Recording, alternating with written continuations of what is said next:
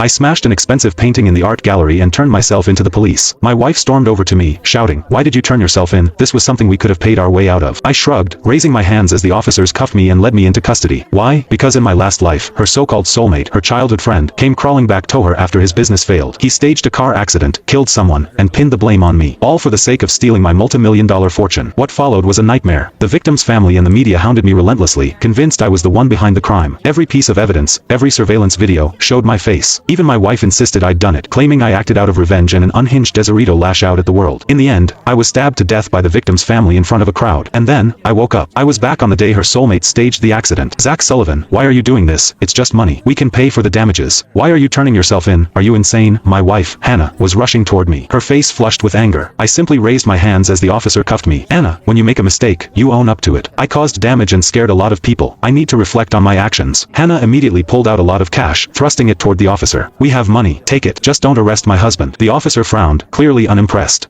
Mistakes have consequences. He's coming with us. Take him away." Hannah trembled with rage. But no matter how much she begged or argued, I stuck to my decision. I was going to take responsibility. Because of my good attitude, I was only sentenced to 7 days in custody for reflection. 7 days where I couldn't leave the detention center. 7 days of freedom from her. And for the first time in a long time, I felt an overwhelming sense of peace. In my last life, my wife had a true love named Liam Reed, her childhood sweetheart, the one she never quite let go of. The moment Liam showed up in town, it was like her heart was pulled in his direction. She was never home, always disappearing to meet him. One night after another fight, I finally snapped. "If you go see Liam one more time, we're done. I'll file for divorce." She didn't even hesitate. She slammed the door and didn't come home that night. The next day, Liam caused a catastrophe. Driving recklessly, he hit and killed a woman, an 8 months pregnant woman. It was a horrific accident. I begged him to turn himself in to take responsibility and compensate the victim's family. But Liam just smirked. "Who said I did it? It wasn't me. It was you." At first, I thought it was some kind of sick joke. But when I checked the car's dashcam footage and nearby surveillance cameras, all of them showed my face. I was framed. No one believed me, not even my wife. She told everyone that I'd become unhinged because of our failing marriage and decided to take my anger out on the world. The media ran wild with a story, painting me as a monster. I tried desperately to defend myself, but when the victim's family finally found me, their grief turned into rage. One of them stabbed me on the spot. As I laid bleeding to death, I couldn't understand why this was happening. Why had Liam gone to such lengths to destroy me? This time, I wasn't going to let history repeat itself. I'd already taken the first step, putting myself in custody, far away from Liam's schemes. 7 days later, I walked out of the detention center, breathing in the cool morning air under the soft glow of the rising sun. I felt a rare sense of relief. This time, I had spent the entire 7 days locked up, completely avoiding any of the disasters from my past life, or so I thought. I had barely taken a few steps when someone grabbed my arm, their eyes bloodshot, and began shouting at the top of their lungs, "It's him! This bastard killed my pregnant daughter!" A crowd of reporters who had clearly been waiting outside rushed forward. Microphones and cameras were shoved in my face as questions flew from every direction. "Zach Sullivan, are you here to confess to the hit and run? Why did you kill an innocent pregnant woman?" Photographers snapped